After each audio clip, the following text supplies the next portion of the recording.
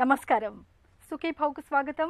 ఈరోజు సుఖీభవలో చుండ్రు ఎంతకీ తగ్గడం లేదా, బరువును తగ్గించే బ్రేక్ఫాస్ట్, పక్షవాతం భయమొద్దు, సంతానలేమికి ఆధునిక చికిత్సలు, ఇంకా హెల్త్ టిప్. చుండ్రు అనేది నిజానికి చెప్పుకోవడానికి పెద్ద సమస్య కాకపోవచ్చు, కానీ కంపరం కలిగిస్తుంది. చుండ్రుతో బాధపడుతున్నప్పుడు తలంతా ఒకటే జిడ్డుగా ఉండి చిరాకు పుడుతుంది. రోజు స్నానం చేస్తున్నా, షాంపూల్ని వాడుతున్నా చుండ్రు ఒక పట్టాన తగ్గకుండా వేధిస్తూ ఉంటుంది. నిజానికి చుండ్రు అనేది ఒక ఫంగల్ ఇన్ఫెక్షన్. ఈ ఫంగల్ ఇన్ఫెక్షన్ తగ్గేలా ఉపశమన చర్యలు తీసుకుంటే చుండ్రు చాలా వరకు తగ్గిపోతుందని చెప్తారు నిపుణులు. చుండ్రును వదిలించుకునే మార్గాల గురించి ఇప్పుడు తెలుసుకుందాం.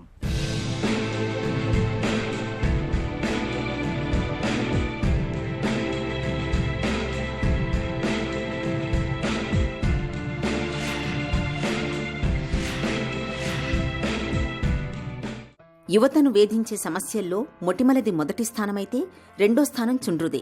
అసలు చుండ్రు ఎలా మొదలవుతుంది? సాధారణంగా మన చర్మకణాలు పాతవి పోతూ కింది నుంచి కొత్తవి వస్తుంటాయి. ఇది నిరంతరాయంగా జరుగుతుండే ప్రక్రియ. తల మీద కూడా చర్మం కణాలు కొత్తవి వస్తూ పాతవి పోతూనే ఉంటాయి. సాధారణంగా పాత కణం ఒకటి పోయి కొత్తది రావడానికి 3 నుంచి 4 వారాలు పడుతుంది. మనం స్నానం చేసినప్పుడు పాతవి రాలిపోతుంటాయి. కాబట్టి వీటి గురించి మనం అంతగా పట్టించుకోం కూడా. కానీ కొన్నిసార్లు రకరకాల సమస్యల వల్ల తలమీది కణాలు త్వరగా పాతవైపోతూ కొత్తవి వచ్చేస్తుంటాయి.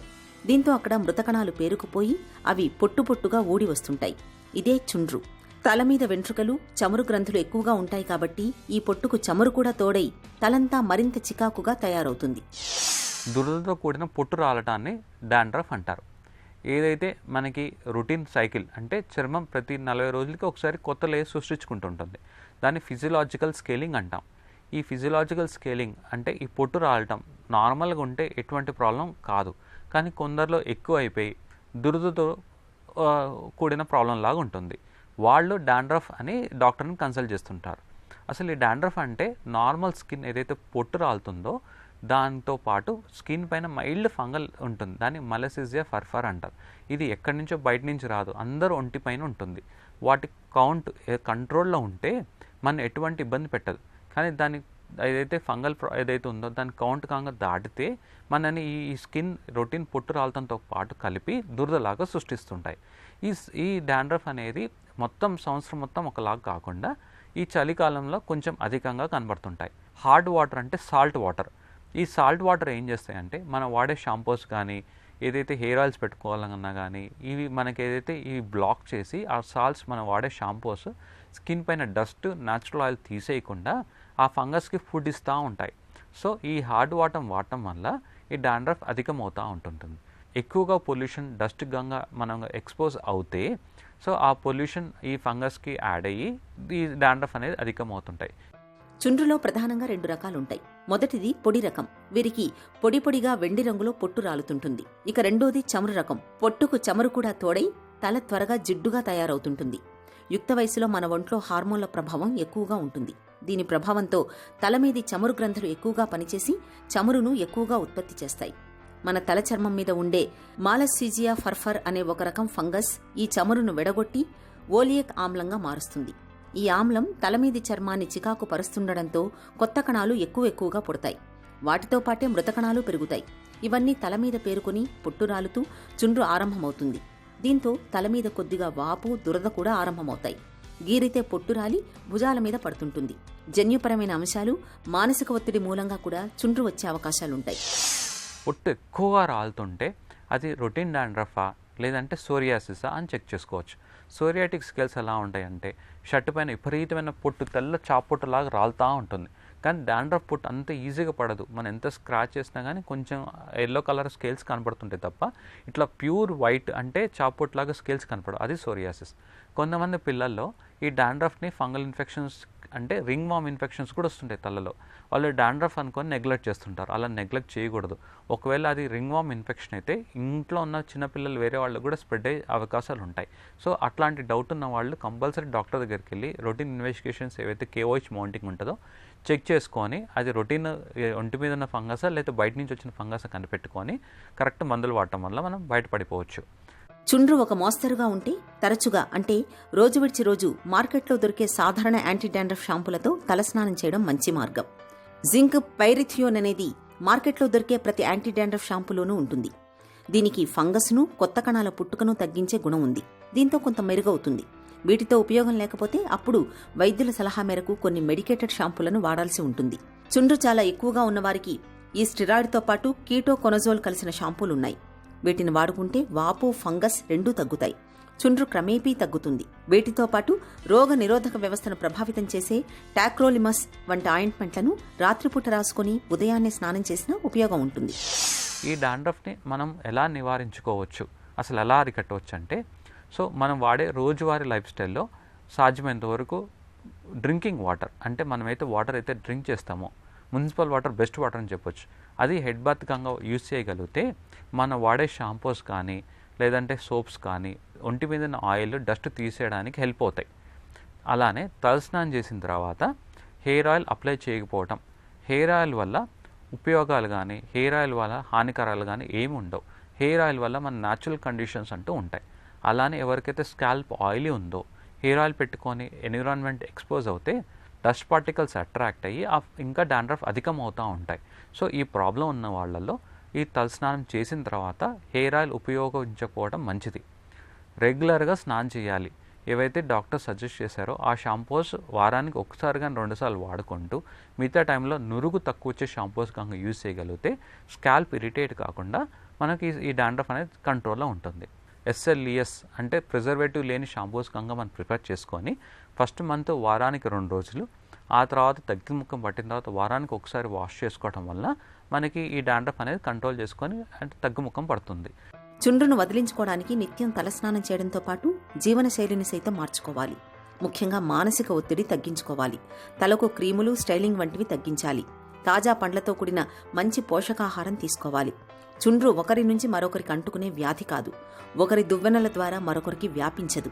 రోజూ షాంపూలతో స్నానం చేస్తే చుండ్రు తగ్గిపోతుందన్నది సరికాదు. షాంపూలన్నీ రసాయనాలు. మన తలమీది చర్మానికి రోజూ ఈ రసాయనాలు తగలడం అంత మంచిది కాదు. దీనివల్ల కూడా తలమీది చర్మం చికాకుకు గురై చుండ్రు మరింత పెరుగుతుందని గుర్తించారు. బరువు అనేది ఇవాళ మనలో చాలా మందికి గుదిబండగా మారుతోంది.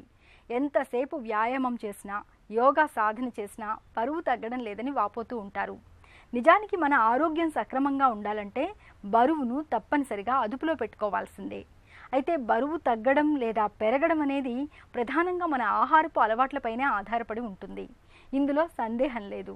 రోజంతా పనిచేసేందుకు అవసరమైన శక్తి లభించేలా, అంతేకాకుండా మన బరువును కూడా అదుపులో ఉంచేలా అల్పాహారాన్ని తీసుకుంటే మంచిదని చెప్తారు నిపుణులు. మరి అల్పాహారంగా ఏమేమి తీసుకోవాలో, బ్రేక్ఫాస్ట్ ఎలా ఉండాలో ఇప్పుడు తెలుసుకుందాం.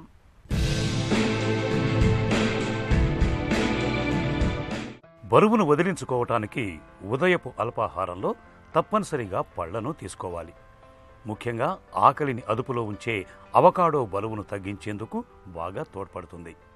అవకాడో పళ్లలో సులభంగా జీర్ణమయ్యే కొవ్వు పదార్థాలు ఉంటాయి. పీచు పదార్థాలు కూడా ఎక్కువగానే ఉంటాయి. అల్పాహారంలో ఓ అవకాడో పండును తీసుకుంటే దాదాపు 3 గంటలు ఆకలిని అదుపులో ఉంచుతోందని పరిశోధనల్లో తేలింది. శరీరానికి పీచుతో పాటు ప్రోటీన్లు కూడా అవసరమే. అందుకే అల్పాహారంలో ఓ చేపను కూడా తీసుకుంటే మరింత ఉపయోగం ఉంటుంది. బరువును కూడా చక్కగా అదుపులో పెట్టుకోవచ్చు. శరీరంలో కొవ్వు శాతాన్ని తగ్గించుకోవాలంటే ఓట్సుకు మించిన ఆహారం మరొకటి లేదు. అల్పాహారంలో నానబెట్టిన ఓట్సుకు తగినంత వెన్న కలిపి తింటే శరీరానికి అవసరమైన పీచుతో పాటు ప్రోటీన్లు కూడా లభిస్తాయి. అంతేకాకుండా చాలాసేపటి వరకు కడుపు నిండుగా ఉందన్న భావన కలుగుతుంది. అందువల్ల మధ్యాహ్న భోజన సమయంలో తక్కువగా తింటాం. ఫలితంగా బరువు తగ్గటానికి అవకాశం ఉంటుంది. బరువును తగ్గించుకునేందుకు బెర్రీ పళ్ళు చక్కని మార్గం. ఇందులో ఉండే పుల్లటి పదార్థాలు శరీరంలోని కొవ్వును కరిగిస్తాయి. అంతేకాక ఈ పళ్లల్లో ప్రోటీన్లు కూడా పుష్కలంగా ఉంటాయి. కప్పు పెరుగులో కొన్ని బెర్రీ పళ్ళు వేసి కొద్దిసేపు ఉంచిన తర్వాత తింటే రుచితో పాటు ఆరోగ్యం కూడా మన సొంతమవుతుంది. వీటిలో ఉండే యాంటీ ఆక్సిడెంట్లు శరీరంలోని అనవసరపు కొవ్వును కరిగించి బరువును అదుపులో ఉంచటానికి సహాయపడతాయని పరిశోధనల్లో తేలింది. సంపూర్ణ ఆహారంలో గుడ్డు ప్రధానమని అందరికీ తెలుసు. గుడ్లు తినటం వల్ల బలంగా తయారవటమే కాకుండా బరువును కూడా తగ్గించుకోవచ్చని నిపుణులు చెబుతున్నారు. ఉదయం అల్పాహారం వేళ 2-3 గుడ్లను పగలగొట్టి కొంచెం నూనె వేసి కాసేపు వేయించాలి. ఆ తర్వాత రుచి కోసం కాస్త టమాటా సాస్ లేదా మిరియాల పొడి కలుపుకోవచ్చు. ఇలా చేయటం వల్ల శరీరానికి అవసరమైన ప్రోటీన్లు, కొవ్వులు లభిస్తాయి. అయితే వీటిని మితంగానే తీసుకోవాలి. పక్షవాతం చెట్టంత మనిషిని క్షణాల్లో కుప్పకూల్చే ఒక పెను ఉత్పాతం. దీని బారిన పడ్డాక మన శరీరంలో సగభాగం చచ్చుబడిపోతుంది. కాలు చెయ్యి ఆడదు, నోట మాట రాదు. మొత్తంగా ఆ మనిషి అనుభవించే దురవస్థకు అంతుండదు. పక్షవాతం బారిన పడ్డాక కదలికలు కట్టుబడిపోవడం, మంచానికే పరిమితం కావడంతో చాలామంది తీవ్రమైన మానసిక వ్యాకులతకు లోనవుతూ ఉంటారు. ఈ నేపథ్యంలో అసలు పక్షవాతం ఎందుకు వస్తుందో, ఆధునిక వైద్యంలో పక్షవాతానికి ఎలాంటి చికిత్సలు అందుబాటులో ఉన్నాయో, పక్షవాతాన్ని నివారించుకునేందుకు ఏం చేయాలో ఇప్పుడు తెలుసుకుందాం. పక్షవాతం అంటే తెలుగులో, ఇంగ్లీష్లో తర్జుమా చేస్తే వాడుక భాషలో పారాలసిస్ అంటారు. దాన్నే మనం స్ట్రోక్ లేదా బ్రెయిన్ స్ట్రోక్ అని కూడా అనుకుంటాం. బ్రెయిన్లో ప్రాబ్లం వల్ల ఒక కాలు ఒక చెయ్య పడిపోవడం కానీ, ఒక కాలు లేకపోతే ఒక చెయ్య పడిపోవడం కానీ, మాట తేడా రావడం కానీ, లేకపోతే నడుస్తా తోలుతూ ఉండడం కానీ, లేకపోతే అన్కాన్షియస్ స్పృహ పోవడం కానీ, ఇవన్నీ పక్షవాతానికి తాలూకు సిమ్టమ్స్. బీపీ కంట్రోల్లో లేని వాళ్ళకి పక్షవాతం వచ్చే ఛాన్స్ చాలా ఎక్కువ ఉంటుంది. నెక్స్ట్ షుగర్ కూడా మనం ఖచ్చితంగా కంట్రోల్లో పెట్టుకోవాలి. కంట్రోల్లో లేకపోతే కనుక బ్రెయిన్ స్ట్రోక్, పెరాలసిస్ కానీ స్ట్రోక్ వచ్చే అవకాశాలు ఎక్కువ ఉంటాయి. నెక్స్ట్ ఒబిసిటీ, చెడు కొలెస్ట్రాల్ ఎక్కువ ఉన్నా సరే పక్షవాతం వచ్చే ఛాన్స్ ఉంటుందండి. పక్షవాతం వచ్చిన 4.5 hours లోపు మీరు హాస్పిటల్కి వచ్చినట్టయితే మీకు కానీ ఇష్కిమిక్ స్ట్రోక్ అంటే రక్తనాళం బ్లాక్ అయిందని కానీ మేము నిర్ధారిస్తే ఓకే, అప్పుడు మనకి దానికి ఐవీ థ్రాంబోలైసిస్ అనే ట్రీట్మెంట్ ఉంటుందండి. ఆల్టిప్లేజ్ అనే ఇంజెక్షన్ మీ నరం ద్వారా ఇస్తాం. అదేం చేస్తుంది అంటే డైరెక్ట్గా ఎక్కడైతే మీకు బ్లాక్ అయిందో ఆ నరాన్ని ఓపెన్ అప్ చేస్తుంది. దాన్ని మనం ఐవీ థ్రాంబోలైసిస్ అంటాం. ఒకవేళ మీరు 4.5 గంటల లోపు కానీ రాకపోతే, if you are candidate for mechanical thrombectomy, then మనం స్టంట్ రిట్రీవర్ ద్వారా కానీ లేకపోతే యాస్పిరేటర్ ద్వారా కానీ జస్ట్ నరం ద్వారా వెళ్ళి ఆ బ్లాక్ని తీయచ్చు. ఇది నరం బ్లాక్ అయితే. అలా కాకుండా రక్తనాళం చిట్లింది అనుకోండి, రక్తనాళం చిట్లితే మనం యాంజియోగ్రామ్ అని చేస్తామండి. ఒకవేళ రక్తనాళం లోపల ఏమైనా నీటి బుడగలాగా కానీ ఉంటే దాన్ని ఎన్యూరిజం అంటాం. ఆ ఎన్యూరిజంకి మనం ఏం చేస్తామంటే క్లిప్పింగ్ కానీ లేకపోతే కాయిలింగ్ కానీ చేస్తాం. ఏళ్లు గడుస్తున్నా కడుపు పండకపోతే, గర్భధారణ ఆనవాళ్లే కనిపించకపోతే ఆ దంపతుల మానసిక వేదనను మాటల్లో చెప్పలేం. తమ కడుపు పండాలని, పండంటి సంతానం కలగాలని కనిపించిన దేవుళ్ళందరికీ మొక్కులు కడుతూ ఉంటారు. అన్ని రకాల వైద్యాల్ని ప్రయత్నిస్తూ ఉంటారు. అయితే అన్ని సందర్భాల్లోనూ సహజంగా గర్భం ధరించే అవకాశాలు అందరికీ ఉండకపోవచ్చు. ఇలాంటప్పుడు కృత్రిమ గర్భధారణ పద్ధతుల సాయం తీసుకోవాల్సి ఉంటుంది. ఆధునిక వైద్యంలో ఇవాళ ఐయుఐ, ఐవీఎఫ్ వంటి ఎన్నో రకాల సంతాన సాఫల్యత చికిత్సలు మనకు అందుబాటులో ఉన్నాయి. దంపతుల్లో సంతాన రాహిత్యానికి కారణాలు, సంతాన భాగ్యాన్ని సాకారం చేసే కృత్రిమ గర్భధారణ పద్ధతుల గురించి డాక్టర్ని అడిగి ఇప్పుడు తెలుసుకుందాం.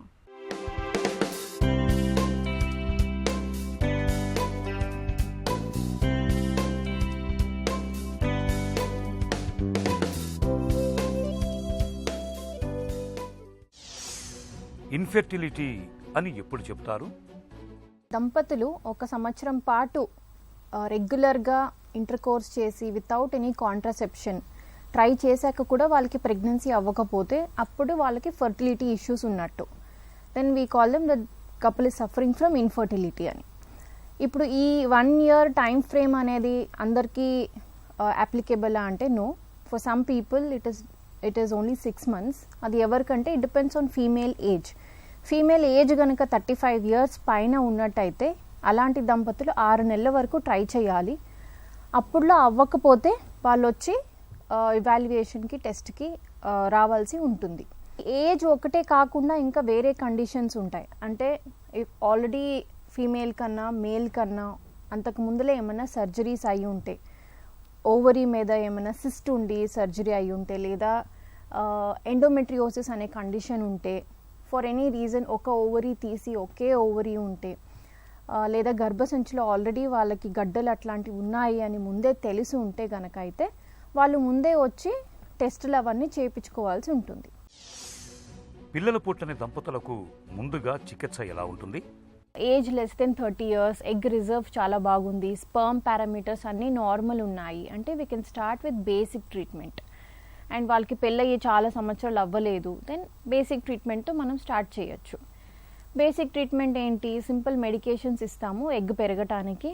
ఆ ఎగ్ ఎలా పెరుగుతుంది అని will be doing couple of scans చేసి ఆ ఎగ్ అనేది అట్లీస్ట్ 18 to 20 mm సైజ్ పెరిగినప్పుడు ఇంకొక మెడిసిన్ ఇచ్చి ఎగ్ రిలీజ్ అవ్వటానికి, ఎగ్ రిలీజ్ అయ్యాక హస్బెండ్ అండ్ వైఫ్ని కలవమని చెప్తాం.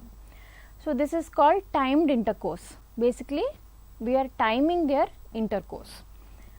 ఈ ప్రొసీజర్లో వాళ్ళ సక్సెస్ రేట్ అనేది 10% వరకు ఉంటుంది.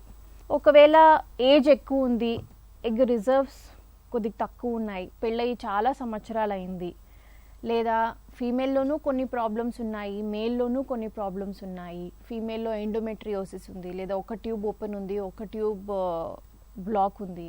అండ్ మేల్లో ఏమైనా సిమెన్ కౌంట్స్ తక్కువ ఉన్నాయి, లేదా కౌంట్స్ బాగుండి మొటిలిటీ ఇష్యూస్ ఉంటే దెన్ ఈ ట్రీట్మెంట్స్ ఫెయిల్ అయితే మనము ఈ ట్రీట్మెంట్స్ అయిపోయినాక నెక్స్ట్ స్టెప్కి వెళ్ళాల్సి ఉంటుంది, అది IUI. ఇప్పుడు IUIలో కూడా మనము ఫీమేల్కి అయితే మెడికేషన్స్ ఇచ్చి, ఓరల్ ట్యాబ్లెట్స్ ఇచ్చి, ఇక్కడ మన ఎయిమ్ వచ్చేసి 1 or 2 follicles, మ్యాక్సిమం 3 follicles పెంచుకోవడానికి మనం ట్రై చేస్తాము. అగైన్ ఈ ఫాలికల్స్ ఎలా పెరుగుతున్నాయి, మనం ఇచ్చిన మెడిసిన్స్కి ఎలా రెస్పాన్స్ ఉంటుంది అని చూసుకోవడానికి స్కాన్స్ చేస్తాం, 2 or 3 స్కాన్స్ చేసి ఈ ఫాలికల్స్ అన్నీ 18 to 20 mm సైజ్ వచ్చినప్పుడు ఎగ్ రిలీజ్ అవ్వడానికి ఇంజెక్షన్ ఇచ్చి, ఆ ఎగ్ అనేది రిలీజ్ అయ్యాక హస్బెండ్ ఒక శాంపుల్ని ల్యాబ్లో ఇవ్వాల్సి ఉంటుంది, సిమెన్ శాంపుల్ని. మంచి స్పర్మ్స్ అన్నిటిని సెపరేట్ చేసి అండ్ మూమెంట్ని ఇంకొద్దిగా బాగా ఎన్హాన్స్ చేసి ఆ సిమెన్ శాంపుల్ని మనము గర్భసంచి లోపల అంటే ట్యూబ్ ఓపెనింగ్ దగ్గర మనం దాన్ని డిపాజిట్ చేస్తాం. కృత్రిమ గర్భధారణ పద్ధతులు ఎలా ఉంటాయి? వాళ్ళ ఎగ్ రిజర్వ్ బాగా ఉంటే 6 cycles వరకు చేయొచ్చు. 6 cycles అయ్యాక కూడా వాళ్ళకి ప్రెగ్నెన్సీ అవ్వకపోతే దెన్ వాళ్ళకి IVF is their best option, next best option. And ఈ IVF ట్రీట్మెంట్ వెళ్ళే ముందు మనం ఫస్ట్ మేల్కి ఫీమేల్కి మళ్ళీ కూర్చొని ఎందుకు ఇన్ని ట్రీట్మెంట్స్ ఫెయిల్ అయ్యాయి, ఇంకేమైనా కరెక్షన్స్ చేయాలా, IVFకి వెళ్ళే ముందు కొన్ని మెడికేషన్స్ ఏమైనా పెట్టుకోవాలా అనేది మనం ఫస్ట్ అనలైజ్ చేసుకోవాల్సి ఉంటుంది. ఫీమేల్కి అయితే మనం వాళ్ళు వెయిట్ ఎక్కువ ఉంటే వాళ్ళ వెయిట్ రిడక్షన్ చెప్తాం, వాళ్ళకి లైఫ్ స్టైల్ చేంజెస్ కొన్ని, హెల్తీ ఫుడ్ తిని ఫిజికల్ యాక్టివిటీ చేసి వెయిట్ అవన్నీ తగ్గించుకొని రమ్మని చెప్తాం. అండ్ కొన్ని anti oxidant medications to improve the egg quality. Male partner also same thing, if they have habits like smoking, drinking, వాళ్ళకి అవన్నీ స్టాప్ చేయమని చెప్తాము. వెయిట్ ఏమైనా మరీ ఎక్కువ ఉంటే వాళ్ళకు కూడా వెయిట్ తగ్గమని చెప్తాము. అండ్ వాళ్ళకు కూడా కొన్ని మెడికేషన్స్ పెడతాం, యాంటీ ఆక్సిడెంట్స్, స్పర్మ్ క్వాలిటీని ఇంప్రూవ్ చేయటానికి. ఒకవేళ హస్బెండ్ ఏజ్ కనుక మరీ ఎక్కువ ఉన్నట్టయితే వాళ్ళకి ఇంకా అడ్వాన్స్ టెస్ట్ అంటే స్పర్మ్లో DNA డ్యామేజ్ ఎంత ఉంది అని చెక్ చేసుకోవచ్చు, దట్స్ కాల్డ్ DFI. ఆ DFI టెస్ట్లో స్పర్మ్ DNA డ్యామేజ్ ఏంటి అనేది తెలుస్తుంది. సో బేస్డ్ ఆన్ దట్ మనము స్పర్మ్ ఇంకా separate sperm preparation methods IVF టైంలో వాడుకోవచ్చు. ఇంకా IVF ప్రాసెస్కి వస్తే అయితే ఈ ప్రీ ట్రీట్మెంట్ అంతా అయిపోయినాక అంటే ప్రిపరేషన్ అంతా అయిపోయినాక IVF ప్రాసెస్ని మనం స్టార్ట్ చేసుకోవాలి. ఈ ప్రాసెస్ అనేది పీరియడ్స్ వచ్చిన 2nd or 3rd డే నుంచి స్టార్ట్ అవుతుంది. సో పీరియడ్స్ వచ్చిన 2nd day the couple has to come to hospital. And ఆ రోజు మనం ఒక స్కాన్, ఫర్టిలైజ్ అయిన ఎగ్స్ని మనం ఒక ఇంక్యుబేటర్లో పెడతాం. నార్మల్గా ఈ ఫర్టిలైజేషన్ ప్రాసెస్, ఎంబ్రియో డెవలప్మెంట్ అన్ని ట్యూబ్లో ఉంటుంది, మన బాడీలో ట్యూబ్లో జరుగుతుంది. సో ఈ ఇంక్యుబేటర్ అనేది ట్యూబ్లో ఏ వాతావరణం ఉంటుందో సేమ్ ఎన్విరాన్మెంట్ని సిమ్యులేట్ చేస్తుంది. సో ఈ ఎగ్స్ని మనం ఆ ఇంక్యుబేటర్లో పెట్టినప్పుడు embryo will start growing and ఎంబ్రియోని మనం మ్యాక్సిమం 3 to 5 days వరకు ల్యాబ్లో పెంచవచ్చు. అలా పెరిగిన ఎంబ్రియోస్లో మనం బెస్ట్ 1 or 2 ఎంబ్రియోస్ని సెలెక్ట్ చేసి మళ్ళీ వాపస్ గర్భసంచి లోపల పెడతాం. ఈ ఎంబ్రియో మళ్ళీ ఇన్సర్ట్ చేసే process is very simple. Embryo insert చేసే టైంలో మనకి అనెస్థీషియా ఏమీ అవసరం లేదు. జాబ్ అవన్నీ వదిలేసి IVF చేసుకోవాలా అనేది చాలా common question. All that is not required. కృత్రిమ గర్భధారణ పద్ధతుల్లో విజయ అవకాశాలు బాగుండాలంటే ఏం చేయాలి? ఏ ప్రొసీజర్లో ఏ ఆర్టీలో ఏ ట్రీట్మెంట్, ప్రతి ఒక్క ట్రీట్మెంట్కి దానిదే అయిన సక్సెస్ రేట్ ఉంటుంది. ఇప్పుడు సపోజ్ మనం బేసిక్ ట్రీట్మెంట్తో స్టార్ట్ చేస్తాం, అంటే ఓవ్యులేషన్ ఇండక్షన్, ఎగ్ పెరగడానికి మెడికేషన్స్ ఇచ్చి టైమ్డ్ ఇంటర్కోర్స్, దాంట్లో సక్సెస్ రేట్ అనేది 10% వరకు ఉంటుంది. అదే ఐయుఐలో అయితే సక్సెస్ రేట్ అనేది 10 to 15%, మ్యాక్సిమం 20% వరకు ఉంటుంది. అది అప్ టు 3 cycles తర్వాత సక్సెస్ రేట్ తగ్గుతుంది ఐయుఐలో. అదే ఐవీఎఫ్కి వస్తే అయితే ఐవీఎఫ్లో సక్సెస్ రేట్ అరౌండ్ 45 to 50% వరకు ఉంటుంది. మనం ఎంబ్రియోని ల్యాబ్లో తయారు చేయొచ్చు, బెస్ట్ ఎంబ్రియోని మనము సెలెక్ట్ చేయొచ్చు. అది కనిపించడంలో grade of the embryo, based on the ఎంబ్రియోని మనం ఎట్లా గ్రేడ్ చేస్తామంటే based on the number of cells and ఆ సెల్స్ ఏమైనా ఫ్రాగ్మెంట్ అయి ఉన్నాయా అనే దాన్ని బట్టి మనం గ్రేడ్ చేసి కనిపించే దాంట్లో బెస్ట్ ఎంబ్రియోని మనం సెలెక్ట్ చేసి గర్భసంచి లోపల పెడతాం. డెఫినెట్లీ మనం దాన్ని ఇంక్రీజ్ చేయొచ్చు, 70-75% వరకు మనం ఈజీగా తీసుకెళ్ళొచ్చు. బట్ 100% అనేది వి కాంట్ రీచ్. సంతాన సాఫల్యతకు ఆధునిక వైద్యంలో ఇవాళ చక్కటి చికిత్సలు అందుబాటులో ఉన్నాయి. పిల్లలు పుట్టని దంపతులు సకాలంలో సంప్రదిస్తే ఐయుఐ, ఐవీఎఫ్, ఇక్సీ, ఇమ్సీ వంటి చికిత్సల సాయంతో పండంటి సంతానాన్ని పొందడం ఏమంత కష్టం కాదు. ఒక చిన్న చిట్కా మీకోసం. తలలో జుట్టంతా పెచ్చులుగా రాలిపోతున్నప్పుడు మందార పూలను కొబ్బరి నూనెలో బాగా మరగకాచి చల్లార్చండి. ఈ నూనెను నిత్యం తలకు పట్టిస్తుంటే జుట్టు రాలడం క్రమంగా తగ్గుతుంది, జుట్టు కూడా బాగా ఒత్తుగా పెరుగుతుంది. సుఖీభవ కార్యక్రమానికి సంబంధించిన మీ విలువైన సూచనలు, సలహాలను వెంటనే మాకు రాయండి. మా చిరునామా Sukhibhava, ETV, Ramoji film city, Hyderabad 501512 లేదా sukhibhava@etv.co.in కు ఈమెయిల్ చేయండి.